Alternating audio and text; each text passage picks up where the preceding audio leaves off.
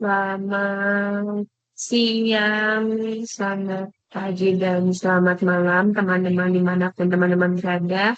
Hari ini saya akan menjelaskan tentang simulasi distribusi produk pada proses cracking minyak bumi.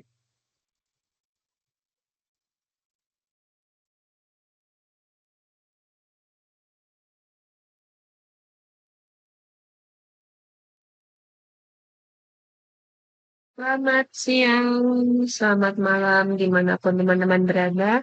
Hari ini saya akan menjelaskan tentang simulasi distribusi produk pada proses cracking minyak bumi.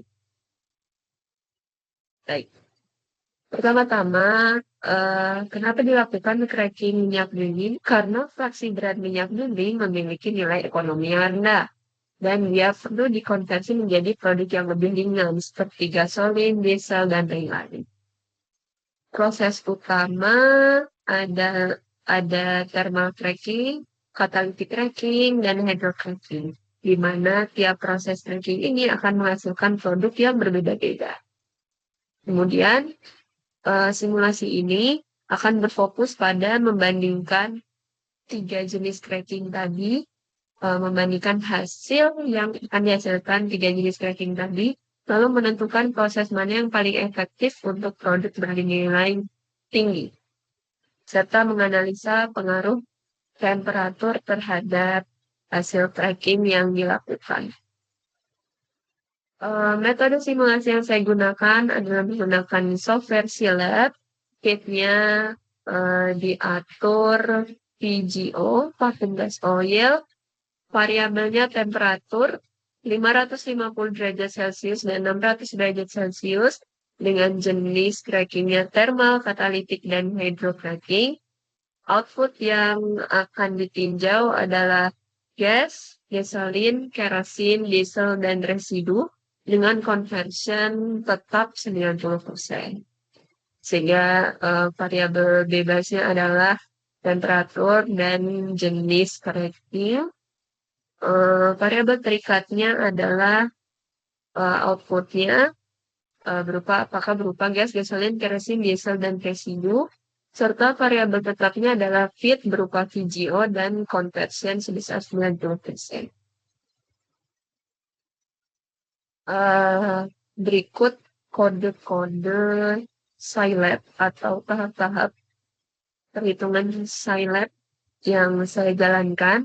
Pertama-tama di sini ada initial assumption, di mana saya mengasumsikan bahwa terjadi reaksi first order, fit tunggal representatif, distribusi produk berbasis fraksi berat, lalu konservasi karbon dijaga di mana total yield 100%, lalu reaktornya kami anggap isothermal.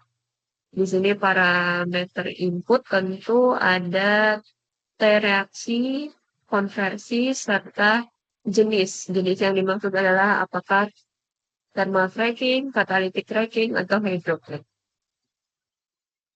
Nah, kemudian ada if jenis 1, maka label prosesnya adalah thermal cracking. Jika jenisnya 2, label prosesnya catalytic cracking.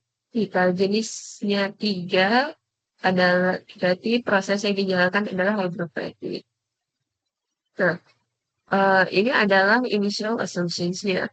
Kemudian ada bagian calculations, di mana di sini menghitung yield, kemudian menghitung pembagian nama fraksi dan informasi produknya. Seperti ini. Lalu pada akhirnya saya mendapatkan results atau hasil akhir berupa distribusi produk. Yang pertama pada variabel temperatur, yang kedua pada variabel jenis cracking.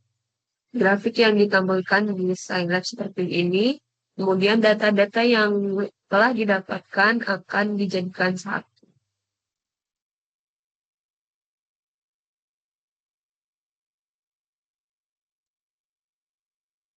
Selanjutnya, ini adalah overall results atau hasil secara keseluruhan Seperti inilah grafik atau data yang dihasilkan ketika dilakukan simulasi pengaruh temperatur terhadap distribusi produk.